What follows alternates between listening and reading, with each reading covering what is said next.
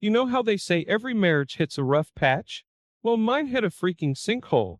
I was restless, feeling like I was missing out on something, anything. That's when the crazy idea popped into my head. What about an open marriage? I blurted out one evening watching TV with my husband. His face, priceless. You'd think I'd suggested we adopt an alien.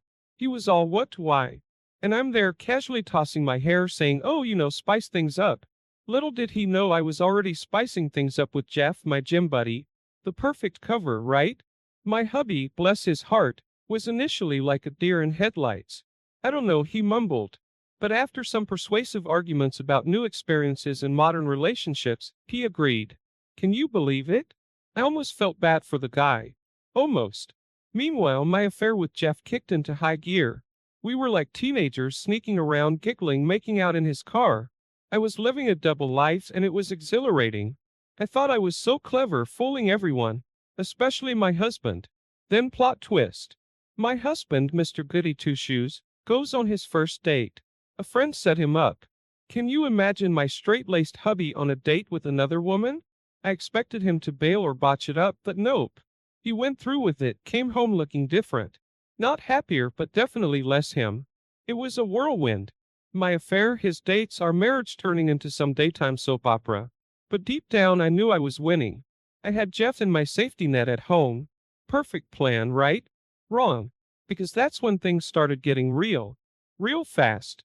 Life's a thrill, isn't it? There I was sneaking around with Jeff, feeling like the star of my own scandalous movie. But let me tell you, it's not all roses and champagne. Between our secret rendezvous and my husband's newfound dating life, my world was spinning. And not always in a good way. You see, while I was out there having my fun, something in my husband clicked. It's like he suddenly realized he wasn't just some prop in my play. He started changing. New clothes, new haircut, new attitude. I'd come home to find him chatting on the phone, laughing in a way he hadn't with me in years. It was unsettling. Our home turned into a train station. Just two people passing by, barely acknowledging each other. We were like roommates with a shared history, nothing more. Every "how was your day" felt like a scripted line from a bad TV show. We were drifting apart and part of me didn't care. Or so I thought. Then boom. He meets her. This mystery woman who suddenly becomes the center of his universe. I saw them once at a cafe, laughing like old friends, totally absorbed in each other. That stung more than I expected. Why was he so happy? Wasn't this open marriage my idea? That's when the green monster reared its ugly head. Jealousy. A bitter, knowing jealousy that I couldn't shake off. I'd lay awake at night, wondering who she was, what they talked about, if he laughed at her jokes the way he used to laugh at mine. I started doing things I never thought I'd do. Following him, checking his phone, piecing together his whereabouts. It was like I was outside my body, watching myself turn into this crazed, obsessed version of me. All because my husband, the guy I thought would be moping around, waiting for me to end my little affair, was actually out there living his life and loving it. Each day he seemed more and more distant. He'd come home, give me a polite nod, and disappear into his study. Sometimes I'd hear him laughing on a call, and my heart would sink. Was it her? Probably. Who else had managed to bring back that sparkle in his eye? I remember crashing on the sofa one night, a glass of wine in hand, my mind racing a mile a minute. This isn't how it was supposed to go, I thought. I was the one having the affair, I was the one breaking the rules. So why do I feel like I'm the one losing? But oh, how the tables had turned. I, the orchestrator of this open marriage mess, was now the one feeling left out, discarded, replaced. And let me tell you, it's not a great place to be. Not at all. Okay, so here's the deal. Things got real fast. Remember how I said I was having the time of my life, juggling my affair and my hubby like some circus performer? Well, that came crashing down big time. It all started with my hubby, the guy I thought I had figured out. He falls in love. Yeah, you heard that right. Falls head over heels for some woman who isn't me. He's all smiles, humming in the shower, the whole 9 yards. And there I was standing in the kitchen, staring at my coffee, feeling like someone just punched me in the gut. It wasn't supposed to go like this, you know? I was the one having the fun, not him. Meanwhile, Jeff, my Mr. Excitement, starts acting weird, like avoiding my texts, making lame excuses. I could tell something was off. Then it hit me. He was pulling away. The dude I risked it all for was bailing on me. Talk about a reality check. So there I was, losing my side guy and watching my husband, my rock, drifting away into his lovey-dovey sunset. I started panicking, like full-on middle of the night, cold sweat panicking. My mind raced with thoughts of being alone, of losing everything. My home, my husband, the comfy life we built. It's funny, how you don't realize what you've got until it's slipping right through your fingers. Then the bombshell dropped. My husband, Mr. Newly in Love, comes up to me one evening. He's got this look serious and kind of sad, and he says it just like that. He wants to end our open marriage, wants a divorce. Says he's found someone who makes him happy, someone he connected with. And it wasn't me. I couldn't believe it. My heart was racing, my mind screaming, this can't be happening. I mean, sure, I started this whole open marriage thing, but I never ever thought it would lead here. I thought I was in control, But there I was, losing control of everything. I begged, I pleaded, told him we could fix things, go back to how it was. But he was done. He had this look in his eyes like he'd just woken up from a long sleep and I was just, I don't know, a bad dream he wanted to forget. That night I lay in bed, staring at the ceiling. My life. The life I thought I had all figured out was falling apart. Jeff was gone, my husband was in love with someone else, and I was about to be left with nothing. Absolutely nothing. It's weird, how things turn out. One minute you think you're on top of the world, living life on your own terms, and the next you're just falling with nothing to grab onto. I guess that's what happens when you play with fire. You get burned. Let me tell you, the day my world came crashing down was just an ordinary Thursday. I was in the kitchen trying to decide if I wanted toast or cereal, when he walked in. My husband, the guy I thought I knew inside out.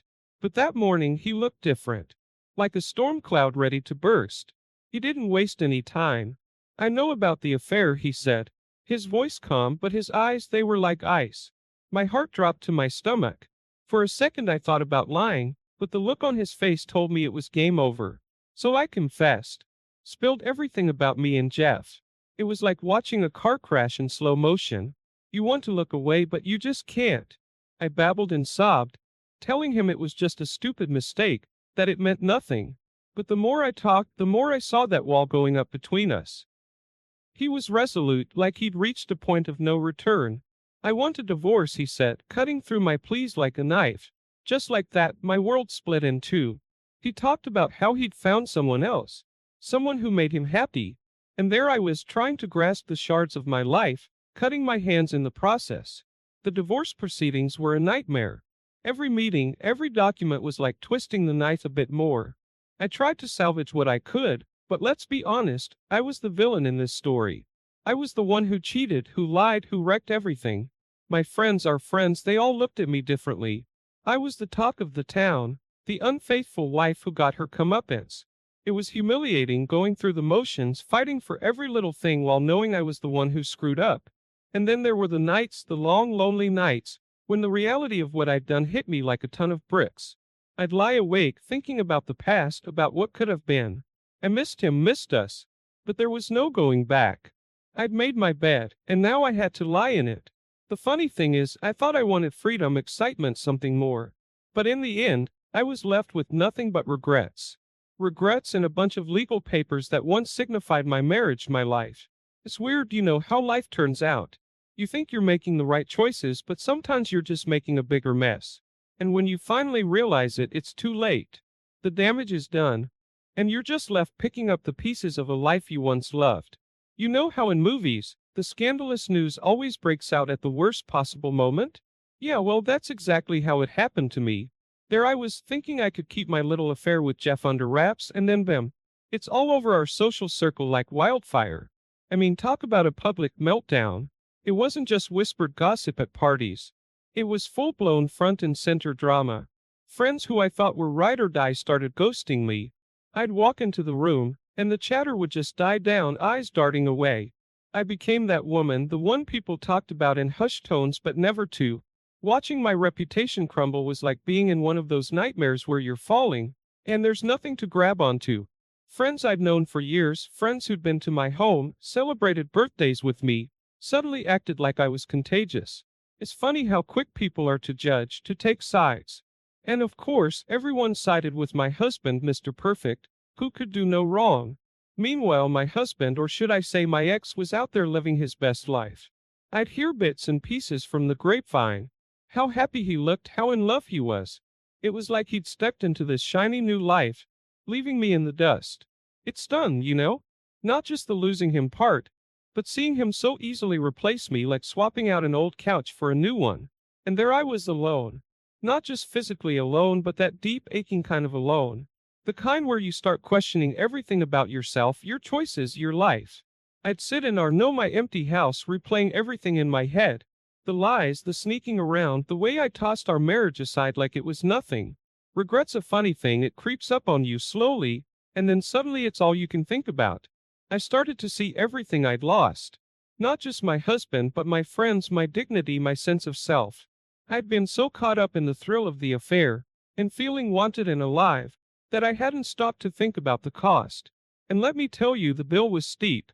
Nights were the worst. The silence of the house was like a weight, pressing down on me. I'd lie in bed, staring at the ceiling, thinking about my husband with his new love, wondering if he ever thought about me, if he ever regretted how things ended. But deep down I knew the answer. He'd moved on, and I was just a chapter in his story, one that he'd probably rather forget. I thought I knew what I wanted, that stepping outside my marriage would somehow fill this void inside me. But all it did was make the void bigger, darker. I traded everything for a few stolen moments with Jeff, and now I was paying the price. So there you have it. The tale of how I became the villain in my own story. It's not a pretty tale, but it's mine. And now all I've got left is time and this mountain of regret. A word of advice? Be careful what you wish for. Sometimes you just might get it and it'll cost you everything. Hey everyone. Hope you're enjoying the video so far. If you are, do me a huge favor and hit that like button. Really helps out a lot. And if you're loving what you're seeing and don't want to miss out on more, go ahead and smash that subscribe button too. Don't forget to ring the bell so you'll get notified every time we post something new. Thanks for the support, and let's get back to the video. Ever had one of those days where you just can't avoid your ex's happiness? Yeah, that's my life. Every time I open social media, there he is, my ex-husband, grinning ear to ear with Miss Perfect. They're at the beach, they're hiking, they're cooking, doing all the things we used to do, except they look so much happier. It's like a slap in the face with a "look how great my life is now" caption. Meanwhile, I'm over here drowning in bills and legal fees from the divorce settlement. Turns out living your best life doesn't come cheap. I'm cutting coupons, selling stuff on eBay, and still every month it's a race against my bank balance. I miss the days when the biggest financial worry I had was whether to buy the expensive wine or the really expensive wine. Let's talk about the kids, shall we? Oh, they're doing great, thanks for asking. Great at making me feel like the world's worst mom, that is. They're old enough to understand what went down. And let's just say they're not on Team Mom right now. Every conversation is like walking on eggshells that are also on fire. Why did you and Dad split? Why can't you be more like Angela? That's the new stepmom to be? It's a hoot. Speaking of Angela, the wedding invitations are out. Yeah, the ink's barely dry on our divorce papers, and he's already planning round 2. I heard about it from Jen, who probably wasn't even supposed to tell me in the first place. It's like I'm living in a bad rom-com minus the rom and double the com. In a moment of what I can only describe as sheer desperation, I've been trying to rekindle old friendships. But guess what? It turns out people aren't super keen on welcoming back the woman who blew up her life and became the talk of the town. Coffee dates get canceled. Texts go unanswered. It's like high school all over again. Only this time I can't blame it on bad acne and a questionable fashion sense. So here I am scrolling through pictures of my ex and his soon-to-be bride, while my own life looks like a before picture in a self-help book. It's like watching someone else live the life you thought you'd have. Only they seem to be doing it way better than you ever did. And every night, as I sit in my too-quiet house, sipping on not-so-expensive wine, I can't help but wonder, where did it all go wrong? How did I go from being one half of the perfect couple to this? The answer's probably buried somewhere in those Instagram posts, in the smiles that used to be for me, in the life that I thought I was too smart or too bored to keep living. But hey, at least I've got my freedom, right? Freedom to watch my bank account shrink, freedom to alienate my kids, freedom to realize that maybe, just maybe, I didn't have it so bad after all. Hindsight's 20/20, they say. Well, mine's more like a giant neon sign flashing the words "you messed up" over and over. And trust me, it's bright. There's something about seeing your ex get engaged on Facebook that really puts your life into perspective. And not in a good way,